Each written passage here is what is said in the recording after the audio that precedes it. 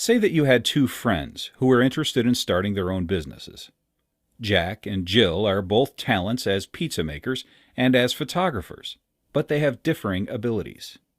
Jack can take 30 pictures in an hour, but only cook 2 pizzas. Meanwhile, Jill can take 20 pictures, but make 5 pizzas in that same hour. It's not just enough to say that Jill can make more pizzas or that Jack can take more pictures. Instead, economists use the term absolute advantage. An absolute advantage means that you can do more of something during a given time. That means that in the example, Jack has an absolute advantage in taking pictures, whereas Jill has an absolute advantage in making pizzas. Jill also has permission to send as many of those pizzas as she wants to me. So, let's say that Jack and Jill set up their respective businesses, Jack's photography and Jill's pizzeria. Both are chugging away, content in their knowledge that they are working to make exactly what they should make. But then, one day, a brand new pizza oven magically appears in Jack's shop. Now he can make 6 pizzas in an hour. This means that Jack now has the absolute advantage in both pizza production and photography, and probably a few new friends to boot. But what should he do? It might be tempting to just look at the absolute advantage, but that is ignoring the costs of the items. In fact, a famous economist named David Ricardo said we shouldn't look at absolute advantage, but instead the opportunity cost of doing each. Whoever could do something for the lower opportunity cost, Ricardo reasoned, was the person who could actually do it cheaper. So let's look at those costs. Each pizza that Jack makes costs him 5 pictures, whereas it only costs Jill 4 pictures to make a pizza. Since Jill can make pizzas for cheaper, she should probably stick to that. Jill has the comparative advantage when it comes to making pizza, because she pays a lower opportunity cost. Now let's look at it from the perspective of photographs. Each photograph costs Jack 20% of a pizza, since he can take 5 photographs and the amount of time he spends making 1 pizza. On the other hand, each photograph costs Jill 25% of a pizza, since she can take 4 photographs in the amount of time it takes her to make a pizza. Look at the percentages, and you'll see that Jack can take each picture for a lower opportunity cost. As a result, he has the comparative advantage in photography.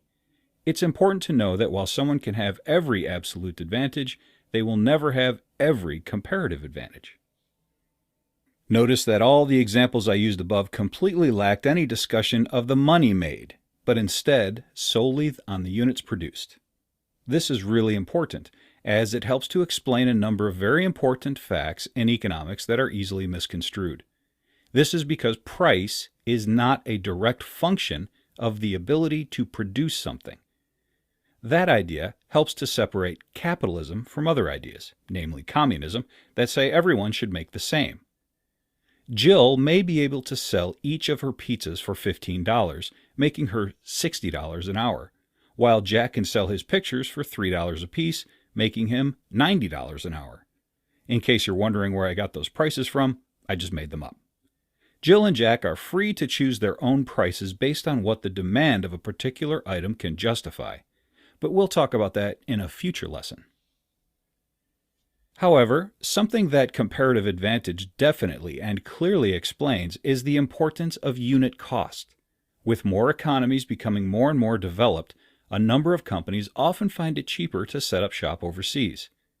This has resulted in a number of jobs, often in manufacturing, being moved out of American communities to places overseas.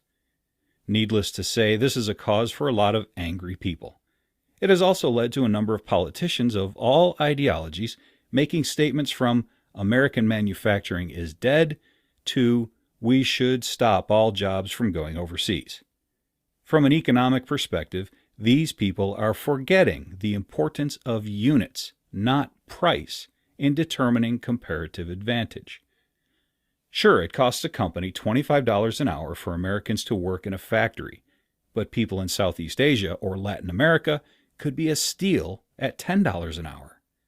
However, Remember that comparative advantage hinges on units produced, not cost.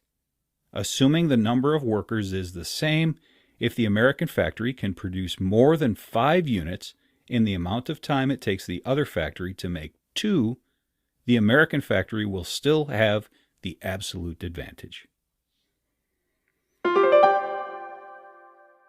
In this lesson, we learned about the difference between absolute and comparative advantages.